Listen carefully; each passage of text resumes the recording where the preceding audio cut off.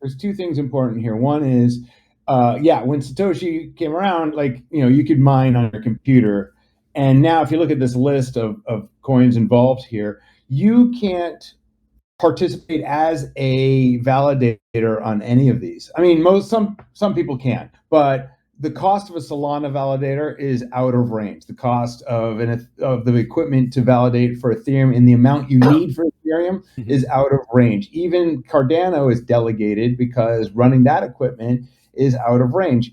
Or running Ripple validator, right? You have to be elected for that. Yes, a Bitcoin miner is $5,000, and you get a reward once every 27 years. And so, so these are also out of range. It's one of the things I like about the Divi model in that it's a lightweight validator, and the sidechain model, it decentralizes all the utility. And that's important here because almost all of these centralize utility into a certain spot. And the part I'm worried about is the part that happens in every freaking industry that gets in bed with the government. So it's internet, it's it's farming, whatever. The biggest players get in bed and they start writing the bills, and the bills that they write for passing, they hand it to a senator or president or whatever, benefits them and makes it harder for everyone else. This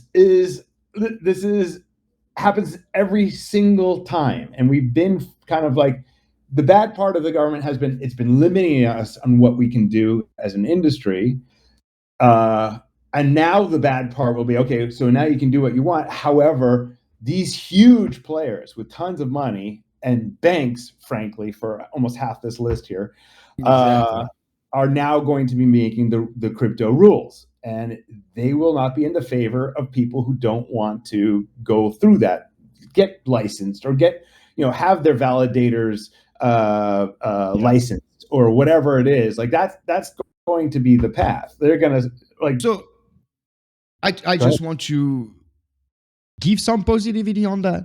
The first executive order that was written recognized self-ownership of crypto, recognized basically decentralized wallets and all that. So I think this is critical, and it was very, very important. And what you say is right. However, it has never been a problem for Bitcoin and other crypto. If regulations try to go against it, that would be too bad for them, because the reality is you can't really stop it, right? So I agree. Of course, the mass, and that's kind of sad, but the mass will fall in the trap because that's how it works, right? But in reality, the jump from the current system to crypto is gigantic for a lot of people. Of course. And those could actually offer an alternative in between. That might actually lead people to realize that there is actually another path. So we'll see what we get, and we'll do what we can with it in any case. I mean, we will. I mean, we'll probably walk around it, but I'm not worried about them stopping anything. I'm worried about, like, if I want to run a Bitcoin miner, I got to KYC somewhere. Like, that's stupid. But that is something they can do. Of course, to prevent terrorism. Yeah, right.